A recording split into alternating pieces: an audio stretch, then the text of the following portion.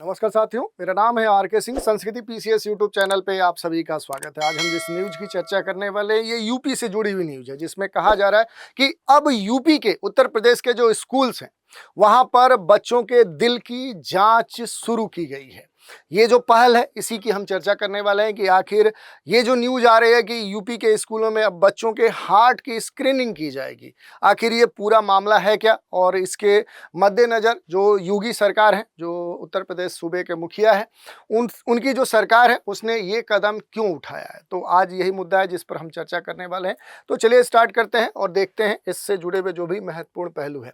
News यही है कि यूपी के स्कूलों में क्या होगा कि अब बच्चों की हार्ट की स्क्रीनिंग की जाएगी, ये चर्चा में है। और ये खास तौर पे देखें तो बढ़ रहे जो भी घटनाएं हैं, जैसे हार्ट से जुड़ी हुई जो डिजीज है, उसको ध्यान में रखते हुए उत्तर प्रदेश की सरकार की तरफ से ये जो खास पहल है, ये स्टार्ट की गई है। और ये हाल ही में उत्तर प्रदेश के राज्य सरकार के द्वारा सभी सरकारी जो गवर्नमेंट स्कूल है, उन स्कूलों के स्तर पे और निजी जो स्कूल है, उन प्राइवेट और कह सकते हैं कि जो गवर्नमेंट स्कूल है, इन स्कूलों में पढ़ रहे किस एज के, तो 5 से लेकर 15 वर्ष। ये देखिए, ये खास बात है कि 5 वर्ष से लेकर 15 वर्ष की आयु के जो बच्चे हैं, उनके लिए हृदय रोग की जो स्क्रीनिंग अभियान है, ये अभियान शुरू करने की जो घोषणा है, वो उत्तर प्रदेश की सरकार ने कर दी है।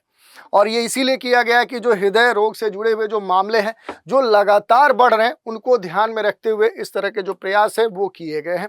और ये जो पहल है, ये उत्तर प्रदेश के सरकार के द्वारा लिया गया है। कुछ महत्वपूर्ण बिंदुओं की बात करें तो ये जो निर्णय है, राज्य में बच्चों में जो रूमेटिक हृदय रोग है और दिल से संबंधित जो आकस्मिक मौतें हो रही हैं, या इस तरह की जो भी घटनाएं हार्ट से जुड़े हुए जो डिजीज है, उनको ध्यान में रखते हुए लिया गया। ये जो पहल स्टार्ट की गई है, ये क्या है कि अगस्त 2025 में लखनऊ से इसकी शुरुआत की जाएगी, और जिसके बाद धीरे धीरे व्यापक स्तर पे पूरे राज्य में जो विभिन्न सरकारी और प्राइवेट जो स्कूल हैं, वहां पर हृदय रोग से या हृदय से जुड़ी हुई जो स्क्रीनिंग है, वो प्रक्रिया लागू की जाएगी। अगर इस पहल के बारे में हम थोड़ा सा संक्षिप्त रूप से बात करें, तो इसमें जो भी शामिल जो छात्र हैं, जो सरकारी और प्राइवेट स्कूल के हो सकते हैं, तो उनकी जो आयु सीमा है, वो 5 से लेकर 15 वर्ष रखी गई है। बीमारी पर जो ध्यान रखा गया है, वो खासतौर पर रोमेटिक जो हृदय रोग है, उसके संदर्भ में रखा गया है। और कार्यक्रम का जो नाम रखा गया है, RSD रोको पहल अभियान। तो ये जो अभियान है, जो हृदय से जुड़े हुए जो स्क्रीनिंग की बात है, तो इसका नाम भी रख दिया गया है। और ये देखें तो कंबाइंड एक तरह से एफर्ट है। उत्तर प्रदेश की जो सरकार है, जो PGI लखनऊ कह सकते हैं, जो हॉस्पिटल है, और स्टैनफोर्ड बायो डिजाइन, इन तीनों के बीच में ये एक संयुक्त पहल है। और इसकी जो शुरुआत की जा रही है, वो राज्य उत्तर प्रदेश की जो राजधानी लखनऊ है, वहाँ से स्टार्ट की जा रही है, और उसके बाद इसका विस्तार पूरे राज्य भर में किया जाएगा। और अगर इसके नेतृत्व की बात करें, तो पहली बात यह है कि प्रमुख सचिव जो चिकित्सा शिक्षा है, पार्थ सारथी सेन शर्मा, वो कह रहे हैं। निदेशक संजय गांधी PGI से जुड़े हुए जो डॉक्टर RK धीमान है, पद्मश्री अवार्ड से ये नामित या प्राप्त करता है। और प्रमुख जो सलाहकार हैं, वो डॉक्टर आदित्य कपूर हैं, HOD कार्डियोलॉजी PGI से ये जुड़े हुए हैं। थोड़ा सा RSD के बारे में हम देख लें, क्योंकि ये महत्वपूर्ण हो जाता है। ये है क्या? तो ये खास तौर पर देखें, जो आपका हार्ट होता है, जो नॉर्मल एक हार्ट होता है, और इस स्थिति में क्या होता है कि जो आपका हार्ट है, वो क्या होता है कि पुरानी जो सूजन संबंधित जो बीमारियां हैं, जैसे अक्सर बचपन में जो रूमेटिक फीवर है, उस कारण से देखने को मिलती है। और ये जो बीमारी है, ये दिल, जो आपका हार्ट है, उसके जो वाल्व होते हैं, उनको प्रभावित करता है। जो अलग अलग वाल्व हैं, वो क्या होते हैं कि धीरे धीरे सिकुड़ जाते हैं, वो थोड़ा श्रिंक होने लगते हैं, या फिर लीक करने लगते हैं, जिससे हृदय की जो एक वर्क फंक्शन है, जो पूरा कार्य जो प्रणाली है, जो उसकी कैपेसिटी है, वो क्या हो जाती है, वो प्रभावित होती है। और इस कारण से देखें तो कई सारे जो विकार हैं हृदय से जुड़े हुए, वो उस व्यक्ति में देखने को मिलते हैं। जैसे सांस लेने में उसे क्या होती है, कठिनाई महसूस होने लगती है, प्रॉपर वे में वो सांस नहीं ले पाता, रेस्पिरेशन उसका नहीं हो पाता है। कभी कभी क्या होता है कि उसके चेस्ट में पेन होने लगता है। जैसे आप अक्सर कई लोग बच्चों के लिए देखते होंगे कि वो कहते हैं कि मेरे चेस्ट में पेन हो रहा है। थकावट उनमें देखने को मिलती है, जैसे भी चलते हैं तो उन्हें परेशानी होती है, थक जाते हैं, कोई वर्क करते हैं, सीढ़ी चढ़ते हैं, खेलते हैं तो आसानी से वो थक जाते हैं। यही नहीं, असामान्य दिल की धड़कन, जो सामान्य एक प्रक्रिया है कि ठीक है 1 मिनट में इतने बार दिल धड़कना चाहिए, वो जो धड़कने की प्रक्रिया है, जो नंबर से वो प्रभावित होते हैं।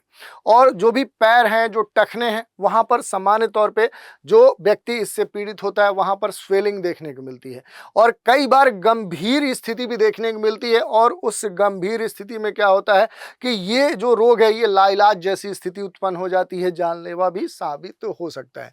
और एक अनुमान लगाया जाता है कि 1000 बच्चों में 1000 जो चाइल्ड्स हैं उनके संदर्भ में ये क्या होता है कि उन 1000 में से 5 जो बच्चे हैं वो इससे पीड़ित माने जाते हैं। लेकिन अगर इसमें खास बात यह है कि पीड़ित तो हैं, अगर इसमें उपचार डिटेक्शन अगर देरी से होता है तो फिर ये बीमारी क्या करती है कि उस बच्चे की, उस व्यक्ति की जान भी ले सकती है।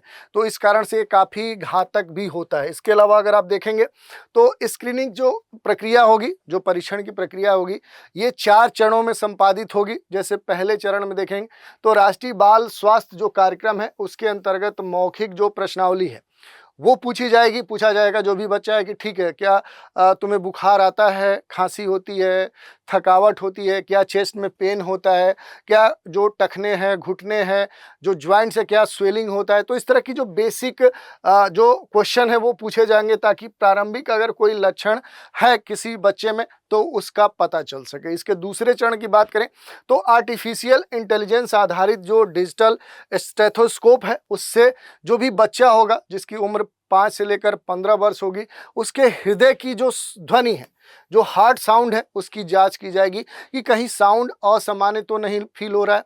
तो बेसिक जो डायग्नोस है वो यहाँ से किया जाएगा। तीसरे चरण में अगर ध्वनि जो है, हार्ट का जो साउंड है वो असामान्य है, वो पाई जाती है तो नज़दीकी जो भी डिस्ट्रिक्ट हॉस्पिटल्स है वहाँ पर इसके लिए इकोकार्डियोग्राफी, इको जो टेस्ट होता है उसके लिए रिफ़र किया जाएगा, भेजा जाएगा। और चौथे चरण में गंभीर रोग की पुष्टि होने पर बच्चों को पीजीआई जो लखनऊ है, जो एक बड़ा प्रदेश का कह सकते हैं कि हॉस्पिटल है, वहाँ पर उसे रेफ़र किया जाएगा, वहाँ पर उसका उचित इलाज किया जाएगा। अगर गंभीर समस्या है, सर्जरी की ज़रूरत है तो वो भी पीजीआई में उसका किया जाएगा। इस तरह की प्रक्रिया 4 चरणों में पूरी की जाएगी। कोविड वैक्सीन के बाद देखें तो जो हृदय से जुड़ी हुई जो समस्याएं हैं, उन समस्याओं के जो मामले हैं, जो केसेस हैं, वो लगातार बढ़ रहे हैं। कोविड-19 जो टीकाकरण है, ये जब वैक्सीनेशन हुआ था तो इस वैक्सीनेशन के बाद कुछ लोगों में हृदय संबंधित जो कॉम्प्लेक्सेस हैं, जो समस्याएं हैं, वो देखने को मिली थी। जैसे मायोकार्डिटिस या पेरिकार्डिटिस या हृदय गति से जुड़े हुए जो मामले हैं, जो शिकायतें हैं, वो खास तौर पे धीरे-धीरे आने लगी। और इस कारण से इस तरह की जो भी चिंताएं हैं बच्चों के भी संदर्भ में देखने को मिली। और हाल के कई सारे राज्य के अलग-अलग क्षेत्रों में देखेंगे तो इस तरह के मामले बच्चों में देखने को मिले। जैसे बाराबंकी में देखें तो जुलाई महीने में ही 3 स्कूली बच्चों को हृदय संबंधित जो मामले हैं वो डिटेक्ट किए गए और इन मामलों में उन बच्चों की क्या हो गई, डेथ भी हो चुकी है। लखनऊ का मामला है, पिछले 10 महीनों में देखें तो 3 बच्चों की अकाल मृत्यु हुई है। और ये किससे हुई है? ये हार्ट से जुड़ी जो डिजीज है उन कारणों से हुई है। और इन घटनाओं ने अब खास तौर पे राज्य सरकार को इस तरह के पहल स्टार्ट करने के लिए मजबूत किया है और इस तरह के मामले और अधिक न हो, जो बच्चे हैं उनकी अकस्मात मृत्यु न हो, इसको ध्यान में रखते हुए तत्काल राज्य सरकार ने इस तरह के जो अभियान है उसकी शुरुआत की है। शुरुआत तो की है लेकिन इसके सामने भी कई सारे चैलेंजेज हैं। जैसे जो ग्रामीण क्षेत्र है वहाँ पर स्क्रीनिंग करने के लिए जो लोग होने चाहिए उनकी प्रॉपर जो मौजूदगी है, उनकी जो संख्या है, उनकी ट्रेनिंग है, उनकी जो नियुक्ति है, उनका जो पूरा रेगुलेशन है, उसको लेकर अभी भी संशय बना हुआ है कि कैसे इस अभियान को सही तरीके से सभी स्तर पे और जिले के सभी स्कूलों में, चाहे वो गवर्नमेंट हो या निजी हो, वहाँ पर कैसे रेगुलेट किया जा सकता है। दूसरी बात, जो एआई स्टेथोस्कोप है, जो इको मशीनें हैं, इनकी पर्याप्त जो उपलब्धता है ये भी एक बड़ा चुनौती है। तो इसका समाधान कैसे सरकार करेगी? माता पिता और जो विद्यालय हैं उनके स्तर पे भी जागरूकता की कमी खास तौर पे देखने को मिली है। प्राइवेट स्कूलों पे तो तब भी समस्या कम है लेकिन गवर्नमेंट स्तर पे ये समस्या काफ़ी विकट है। दूसरी बात, सटीक जो रेफरल सिस्टम है उसकी स्थापना और उसका जो पालन है वो करना भी एक बड़ा चैलेंज है। इस कारण से देखें तो इस तरह के जो प्रयास हैं इनके सामने चुनौतियां हैं, लेकिन अब सरकार इसके लिए प्रयास करेगी, इसके समाधान खोज निकालेगी। कितना गंभीर है ये जोखिम? तो देखिए, अगर बात करें आवृत्ति की, तो 10 लाख में से लगभग 12 से 25 जो मामले हैं वो वैक्सीनेशन के बाद इस तरह के देखने को मिले हैं। और इसके संदर्भ में क्योर की अगर बात करेंगे तो अधिकतर जो मामले हैं वो बिना उपचार के हल्के इलाज से ही ठीक हो जाते हैं। अगर रिस्क की बात करें तो कोविड जो संक्रमण है, उस संक्रमण से दिल पर जो असर है, उसका जो जोखिम है वो वैक्सीन से कहीं ज़्यादा है। तो इस तरह के मामले भी देखने को मिले हैं। तो ये आंकड़े हमने यहाँ पर रखे।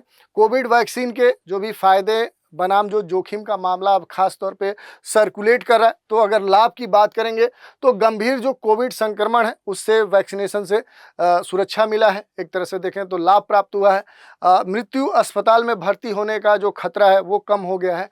और इम्यूनिटी के संदर्भ में खास बेनिफिट्स मिला है।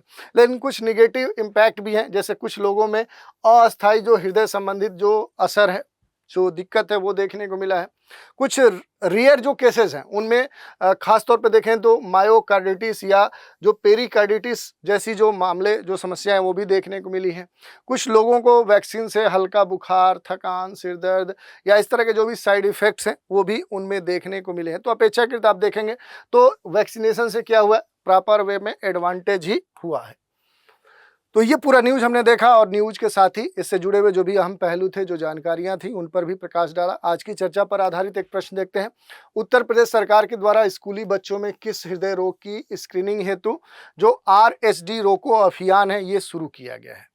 विकल्प है कोरोनरी आर्टरीज जो डिजीज है, रूमेटिक हृदय रोग, माइट्रल जो स्टेनोसिस है, या फिर कार्डियक अरेस्ट। तो इस प्रश्न का उत्तर आप हमें कमेंट के माध्यम से दे सकते हैं। तो आज के एपिसोड में हमने बात कर ली कि खास तौर पे यहाँ पर उत्तर प्रदेश की जो सरकार है, उस सरकार के द्वारा जो एक बड़ा ही महत्वपूर्ण जो पहल है वो स्टार्ट किया गया है, RSD रोको अभियान। ये जो इनिशिएटिव है ये खास तौर पे सरकारी और प्राइवेट स्कूलों में 5 से 15 वर्ष के बीच के जो बच्चे हैं उनके संदर्भ में जो हार्ट स्क्रीनिंग है उसको लेकर किया गया, ताकि अगर कोई भी दिक्कत इन बच्चों को है तो उनकी जो आने वाले समय में अगर कोई हार्ट से जुड़ी हुई दिक्कत है, इस कारण से अगर कोई विकार उत्पन्न होता है, कोई दिक्कत होती है और इनकी जो कह सकते हैं कि यहाँ पर डेथ होने की भी संभावना है, उससे रोका जा सके और इन बच्चों का जो जीवन है वो बचाया जा सके। तो इसी की हमने चर्चा की।